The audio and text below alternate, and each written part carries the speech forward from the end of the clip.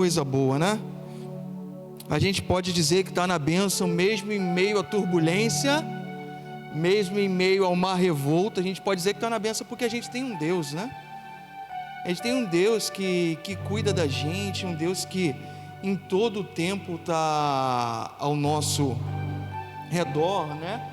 Nos guardando, nos livrando de todo mal. Então a gente realmente está na bênção, independente das circunstâncias, porque a gente não vive pelas circunstâncias, mas a gente vive pela fé. A gente vive por aquilo que Deus decreta ao nosso respeito, e o que Deus tem decretado do céu para a sua e para a minha vida é as mais ricas bênçãos. As mais ricas bênçãos que Deus tem derramado do céu para cada um de nós. E hoje nós vamos dar continuidade a mais uma série de mensagens, né, falando acerca, né, do reino de Deus. E algo que Deus tem colocado no meu coração, né, que Deus ficou sacudindo o meu coração no decorrer da semana anterior, né? E o pastor, quando então mandou mensagem, quando vem mensagem do pastor, eu já fico preocupado. Ou ele vai chamar para pregar, ou é alguma coisa de urgência tem que fazer na igreja. Daqui a pouco ele vem, ou ele vai chamar para pregar, ou é mutirão, ou é alguma coisa. Já fico logo tenso. Que aparece aquela fotinha, pastor Gerson. Eu falei, ixi. Mas amém, né? Mas amém, nós estamos aqui para isso, para ser usado pelo Senhor, né? A nossa vida é para deixarmos Deus nos usar, Deus nos gastar na sua obra, né? E que esse poderoso Deus não faça diferente nessa noite, que eu possa ser um instrumento de Deus para a sua vida, em nome de Jesus.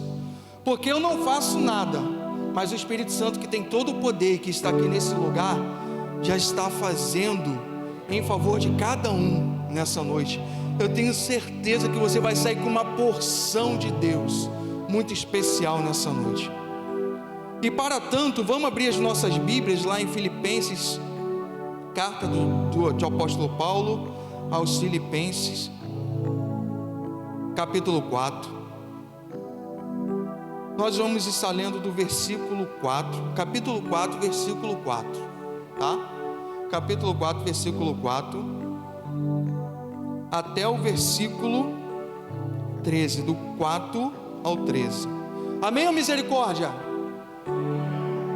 Carta do apóstolo Paulo aos Filipenses, a igreja de Filipos, capítulo 4, do 4 ao 13. Multimídia, consegue colocar para nós aí? Porque vocês já sabem, já estão acostumados, que eu gosto de fazer essa leitura bem dinâmica. E eu vou estar lendo o primeiro versículo, que é o versículo 4, e sucessivamente a igreja vai estar lendo o próximo, até concluirmos. Amém? Beleza? Então vamos lá, e diz assim a palavra de Deus: regozijai-vos sempre no Senhor. Outra vez vos digo, regozijai-vos. Versículo 5.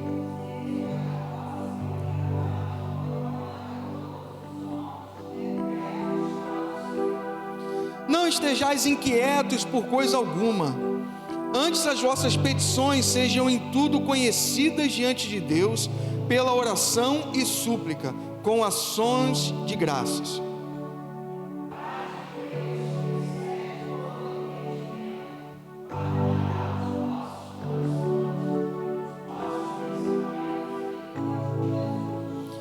Quanto ao mais, irmãos, tudo que é verdadeiro, tudo que é honesto, tudo que é justo, tudo que é puro, tudo que é amável, tudo que é de boa fama, se há alguma virtude e se há algum louvor, nisso pensai. 9.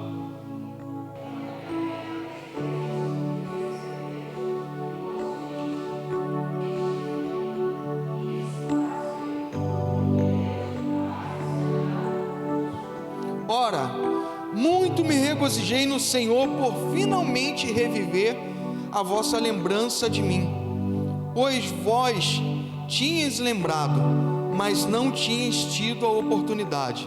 11.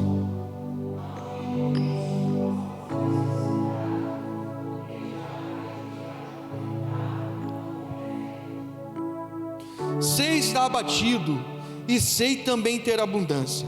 Em toda maneira e em todas as coisas estou instruído, tanto a ter fartura como a ter fome, tanto a ter abundância como a padecer necessidade. 13.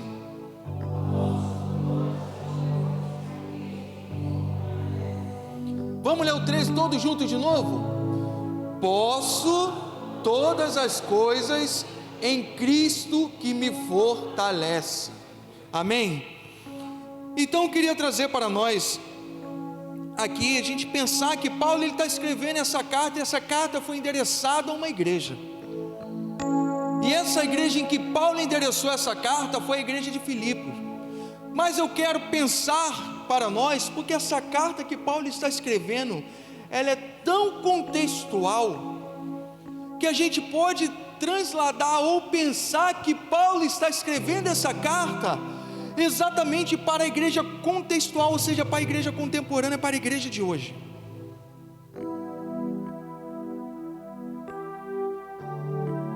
Porque a gente observa a instrução que Paulo está trazendo para a igreja, e a gente vê que ela é algo que realmente muito latente, muito real, de acordo com a nossa realidade como igreja. Nós como igreja, a gente pensa no seguinte: quantos cada um de nós vivemos situações ou adversidade, ou situações contrárias, ou alguns de nós vivem também situações em que nós podemos considerar que, nossa, eu fui tão abençoado, ou eu estou vivendo algo, uma prosperidade, eu estou vivendo uma abundância, e outros estão dizendo no mesmo momento que não, eu estou vivendo uma necessidade, eu estou padecendo por algo. Porque quando nós pensamos em igreja, nós pensamos num conjunto de pessoas. A igreja são compostas por pessoas de diferentes pensamentos, pessoas de diferentes situações, pessoas de diferentes instruções e pessoas de diferentes culturas. Se eu parar para pensar em cada um de nós que aqui estamos presentes, cada um tem uma instrução, cada um tem uma cultura, cada um teve uma criação, cada um tem um pensamento acerca de um assunto. Mas o que deve ser comum em nós é o que Paulo está trazendo para a igreja aqui de Filipos. Uma coisa que tem que ser unanimidade em nós é que Cristo, Ele é o centro da igreja. É que Cristo, Ele tem cuidado de nós. A igreja, ela não caminha sozinha, a não ser pelos cuidados de Cristo. Porque logo no primeiro versículo, Paulo está dizendo: regozijai-vos sempre no Senhor. Outra vez vos digo, regozijai-vos. O que Paulo está querendo dizer nesse momento? Porque não importa a situação que você está vivendo, não importa a dificuldade que você está enfrentando, o que importa é que em Cristo nós temos que sempre nos alegrar, independente do momento.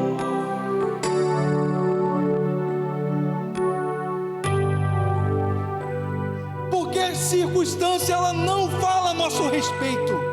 O que fala a nosso respeito é Cristo, porque nós vivemos de acordo com o que Cristo pensa a meu respeito, não com o que as circunstâncias estão dizendo.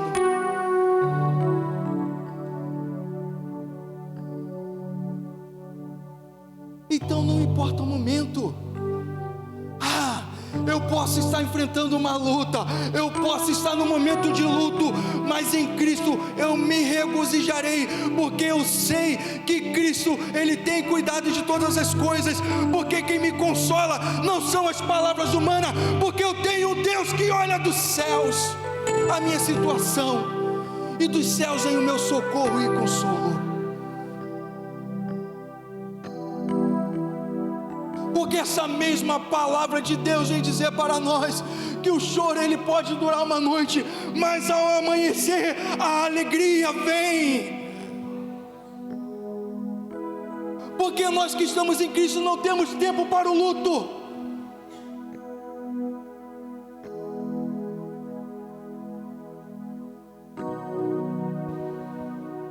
Porque em Cristo todas as coisas se faz nova todos os dias. Aquilo que passou-se no dia de ontem, no dia de hoje já se fez novo, porque em Cristo todas as coisas se faz nova.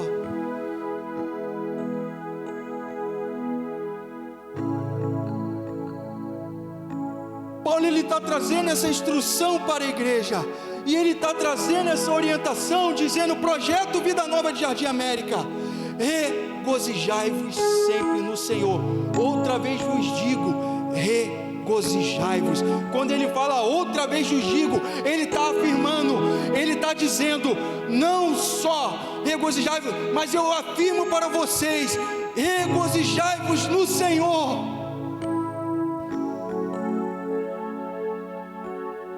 E no versículo 5 ele dá continuidade ao que ele está trazendo para a igreja: seja a vossa equidade notória a todos os homens. E vocês devem estar pensando: o que é essa palavra equidade? Qual é o significado dela? O que ela vem dizer para nós? A equidade significa dar às pessoas o que precisam, para que todos tenham acesso ou oportunidade. Então sejam notórias as vossas necessidades a todos os homens.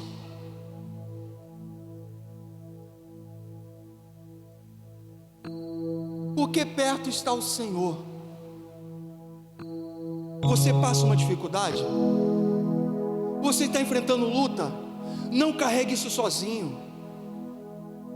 Não vá passar batalha sozinho.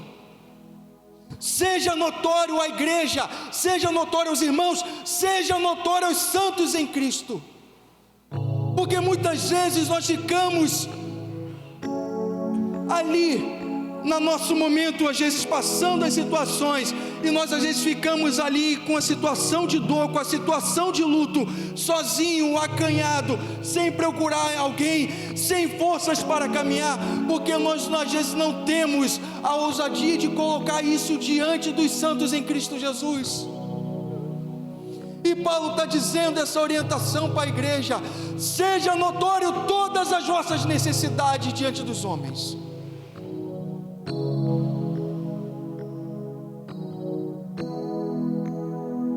Porque se você não tiver força para caminhar sozinho, o irmão que estiver do seu lado, se for necessário, ele vai te colocar no ombro e te levar até o caminho, para que você seja curado.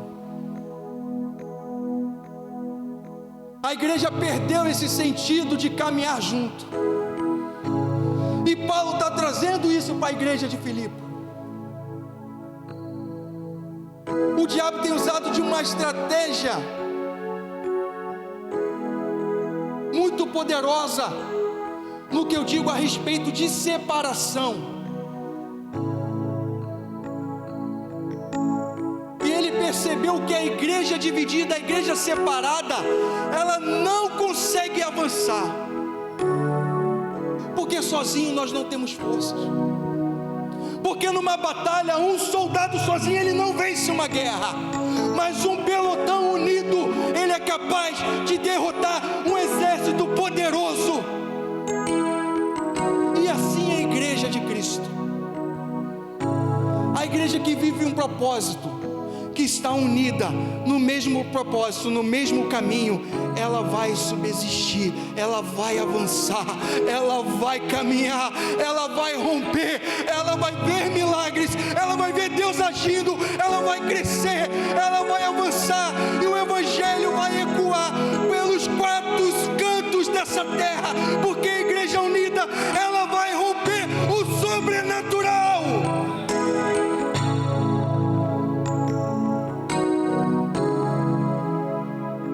Então não caminhe sozinho,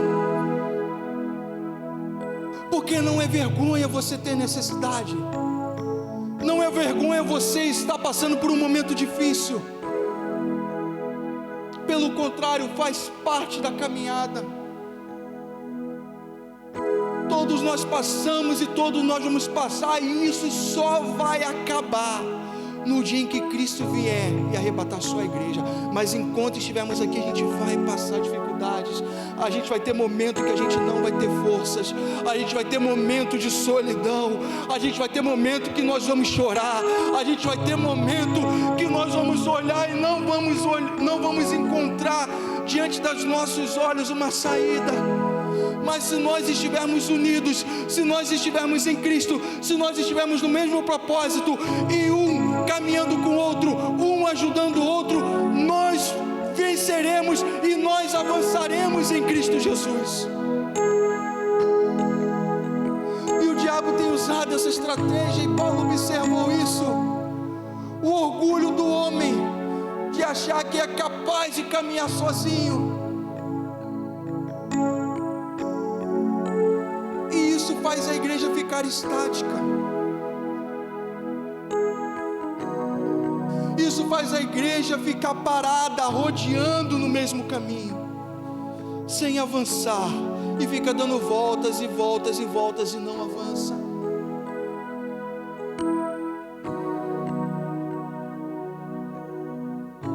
Mas o que Cristo está dizendo para nós?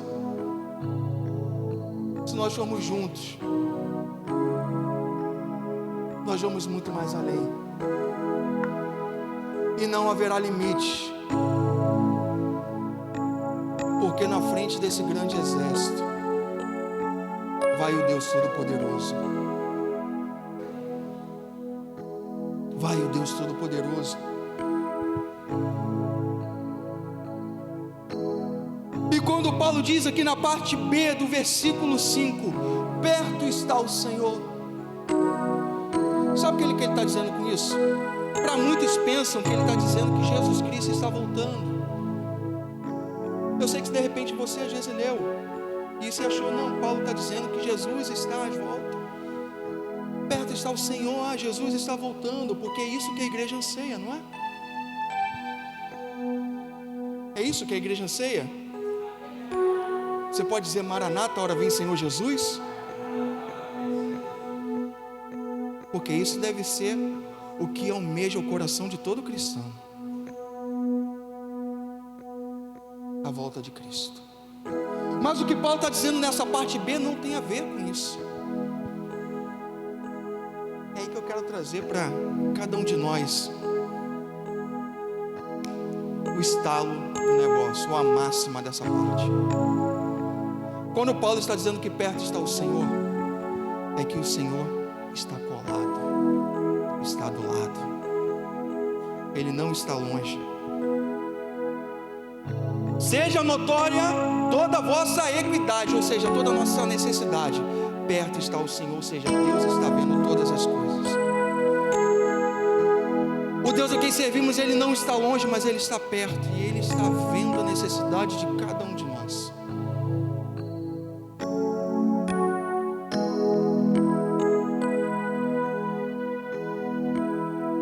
Porque para muitos, nós pensamos que o nosso Deus é um Deus distante.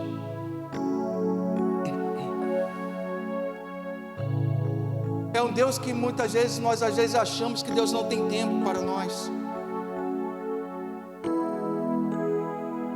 É um Deus que muitas vezes nós achamos que não está ouvindo a minha oração. É um Deus que muitas vezes nós achamos que não está olhando para mim. Mas eu quero dizer para vocês, Deus, Ele está ouvindo a sua oração. Deus, Ele está olhando para você. E eu quero afirmar que Deus já tem resposta para aquilo que você tem pedido.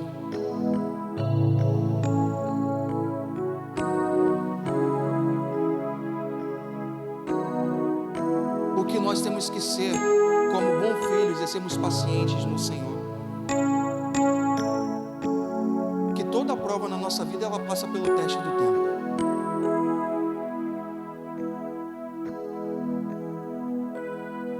Porque o tempo vai determinar se você está confiando no Senhor ou se você vai agir com suas próprias forças. O tempo vai ser a nossa resposta para Deus. Porque muitas vezes nós somos ansiosos, nós queremos para hoje. Se eu peço ao Senhor, vou trazer um exemplo: Senhor, Senhor, eu preciso tanto, por exemplo, tá, gente, não estou dizendo que eu estou precisando disso, preciso tanto de um carro novo. Senhor, eu preciso tanto de um carro novo. Quando eu afirmo eu coloco isso diante do Senhor, a minha posição, quando eu preciso de um carro novo, eu estou pensando para hoje. Não é verdade? Não é uma realidade? Só que isso está maturando no coração de Deus, e Deus está preparando todas essas coisas. E o que acontece? Vem um dia de amanhã e você não consegue o carro novo. A gente insiste mais uma vez: Senhor, eu preciso de um carro novo. E passa mais um dia, o que acontece, Assis? O carro novo não vem. E vem o terceiro dia, Diácono Átila: Senhor, eu já falei para o Senhor, preciso de um carro novo. O que essa minha afirmação está dizendo para Deus? Eu já estou perdendo a paciência. E ao invés de esperar no Senhor, eu vou começar a agir por mim mesmo.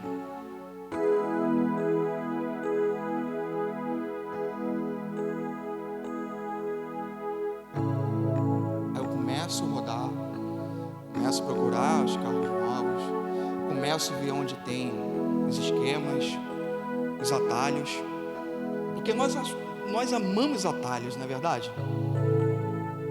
Nós amamos atalhos, facilidades, e a gente procura por essas questões. Eu estou trazendo só esse exemplo, poderia ser outras coisas, tá? Foi o que veio na minha cabeça, até porque a minha cabeça funciona isso 24 horas por dia, porque eu trabalho com isso. Oi? Então é algo que é rotineiro. Quando eu era do imóvel, eu ia falar que era o imóvel. Então eu já saí disso e estou ali buzinando isso 24 horas. Então as pessoas procuram atalho, e eu vejo muitas pessoas que procuram atalho, gente, e às vezes nos atalhos se arrependem. Sabe por quê?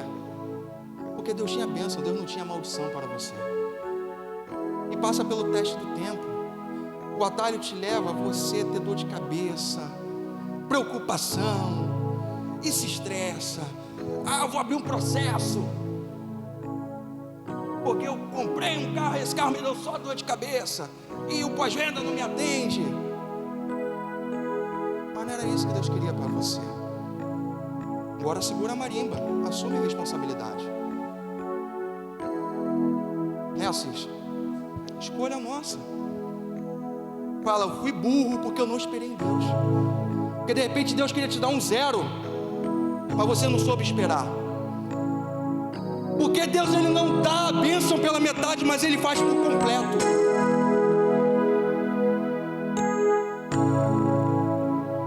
Deus, Ele não dá joio quando Ele pode dar o trigo.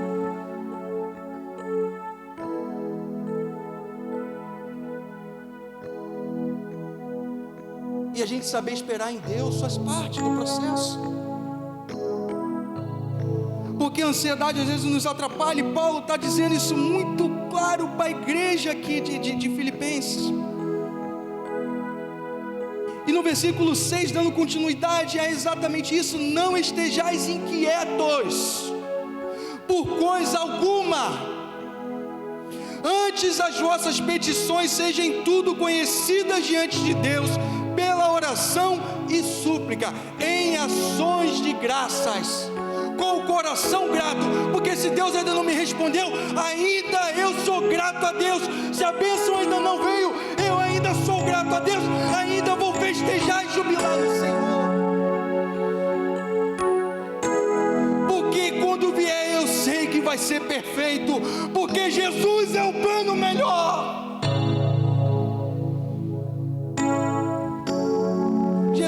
seu plano melhor.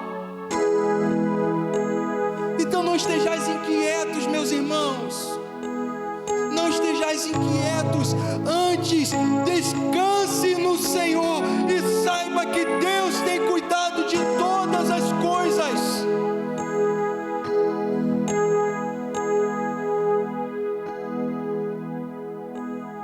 Deus tem cuidado de todas as coisas. A nossa maior arma não são os nossos pés ou as nossas mãos, não são as forças do meu braço, não são a minha conta cheia ou um cartão com limite alto. A minha maior arma é dobrar os meus joelhos e se reclinar diante de um Deus que pode todas as coisas. É colocar diante do Senhor todas as minhas necessidades e sabendo que Ele tem cuidado de vós.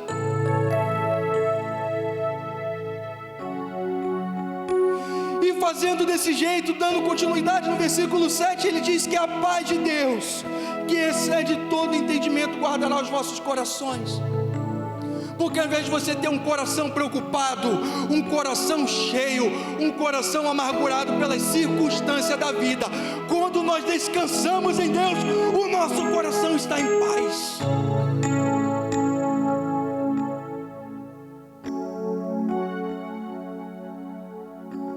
Eu posso estar andando de 774, de 639, de 342, 906, meu Deus, está andando de van, ainda não veio a resposta do carro, mas eu tenho meu coração grato. Sabe por quê? Porque eu tenho lá o dinheiro da passagem, porque ainda eu consigo me locomover. Melhorou um pouquinho, eu paguei o Uber, abençoei o pastor, andei de Uber, só que ligou o ar-condicionado, hein, pastor, está muito quente.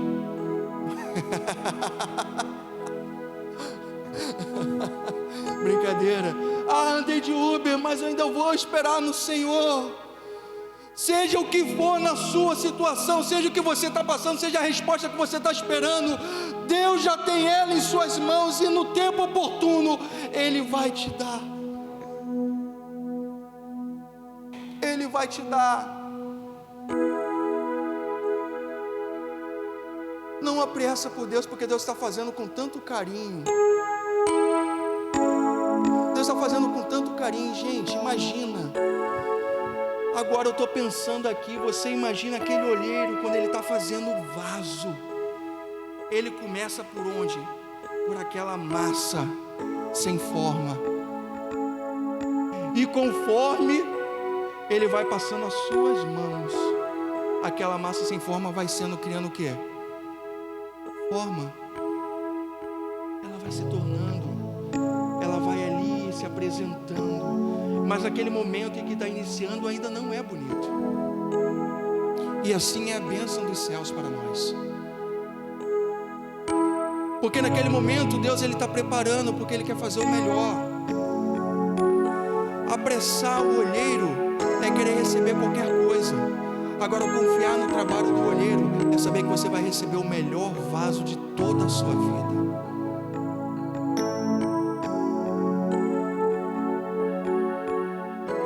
Seja isso no relacionamento, seja isso na sua família, seja isso no teu emprego, seja isso em qualquer área da tua vida, Deus vai fazer o melhor para você.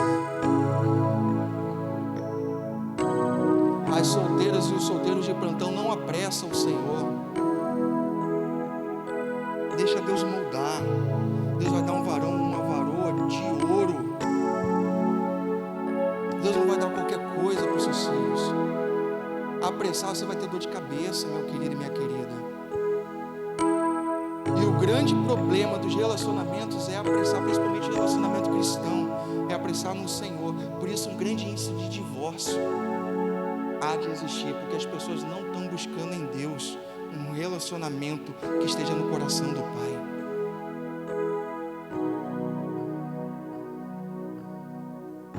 Mas aquela bênção que você espera, Deus vai te dar. Deus vai te dar. Porque Deus tem preparado todas as coisas. Deus tem preparado todas as coisas. E Paulo ele continua dizendo para nós que independente da situação, o que ele vem dizer é que ele sabe passar pelo teste do tempo, porque a igreja de Filipos o ajudou e o supriu nas suas necessidades. Mas Paulo vem dizendo: o que vocês fazem de melhor para mim não é suprir as necessidades que eu tenho física.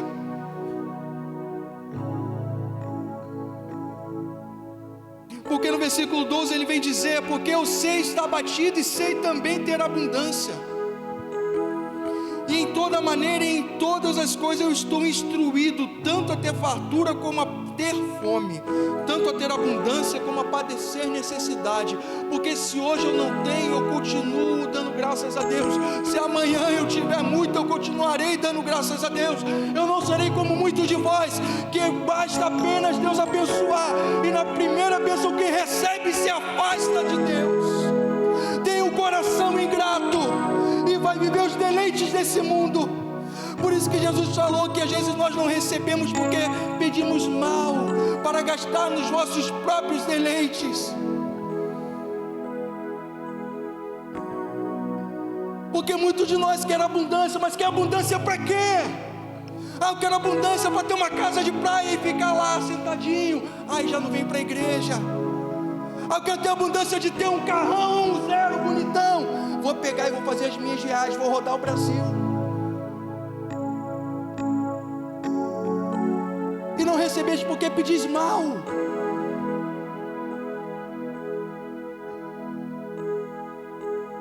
Senhor, eu quero ter abundância. Mas para que tu quer ter abundância, meu filho? Porque eu quero ser um patrocinador da tua obra, meu Deus. Eu quero investir no campo missionário. Eu quero abrir novas igrejas. Eu quero abrir mais frentes. Eu quero financiar o teu reino.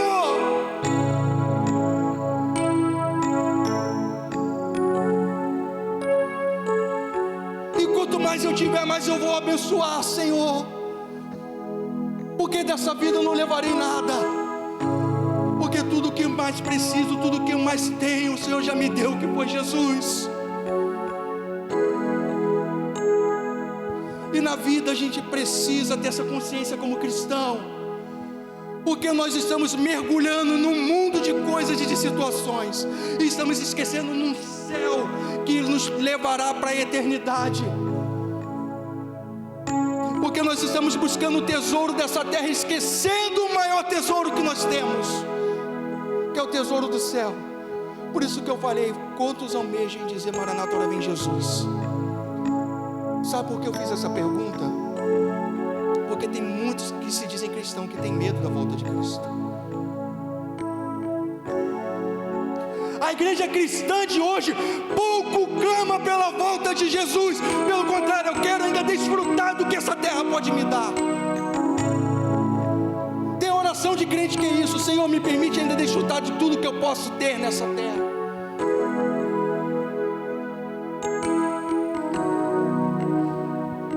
Mas o apóstolo Paulo, ele vem dizendo para a igreja, e Cristo está dizendo para a igreja de hoje: se você quer vir após mim, negue-se a si mesmo, toma a tua cruz e siga-me. Porque se você não tomar a tua cruz, se você não negar-se a si mesmo, você não é capaz de chegar até Jesus.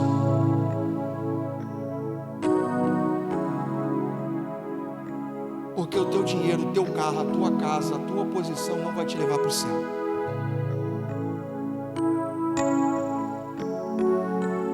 Mas para te levar para o céu, precisa primeiro ter uma vida de humilhação. E o Espírito Santo manda eu dizer, e concluo essa mensagem nessa noite, que só as ovelhas irão para o céu. Na parábola de Jesus, das ovelhas perdidas, que está lá em Lucas capítulo 15, Diácono Átila, muitos se enganam, porque quando Jesus fala que ele deixou as 99 e foi buscar a ovelha o quê? Perdida. Mas Jesus está falando de ovelha. Só que dentro do nosso meio existem muitos lobos. Jesus, ele não vai buscar lobos. E o que mais dá trabalho na igreja são os lobos, que querem ser buscados.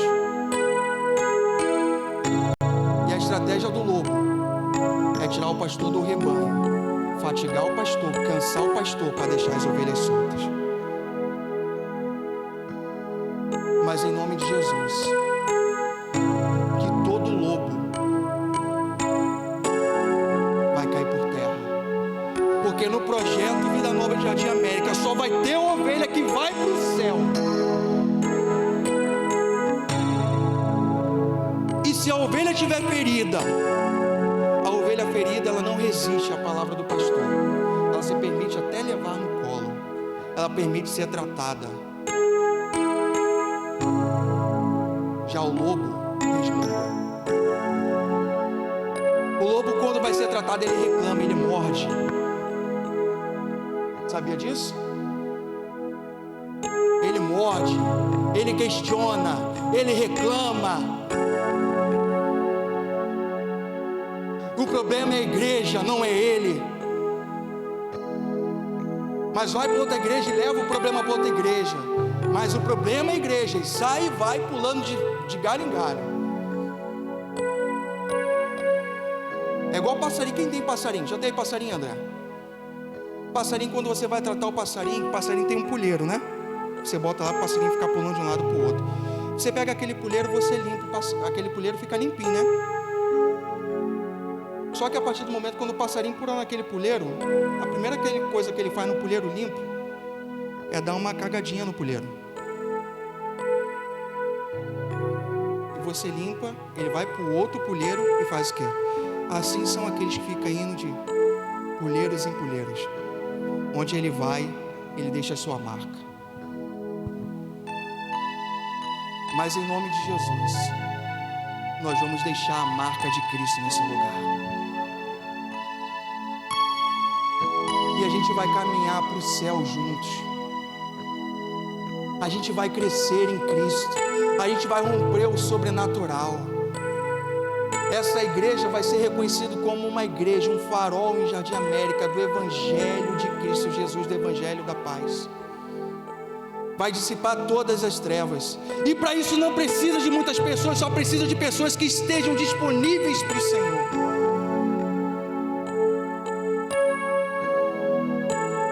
E que diga sim para Jesus. E que esteja disponível a deixar-se gastar na obra de Deus. Aí a partir disso,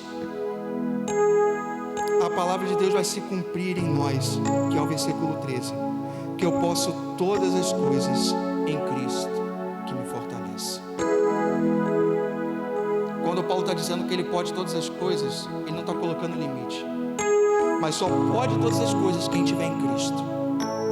Se você estiver em Cristo, você pode todas as coisas, mas para estar em Cristo, precisa ser ovelha, e precisa tomar a cruz. E que Deus abençoe a sua vida. Em nome de Jesus.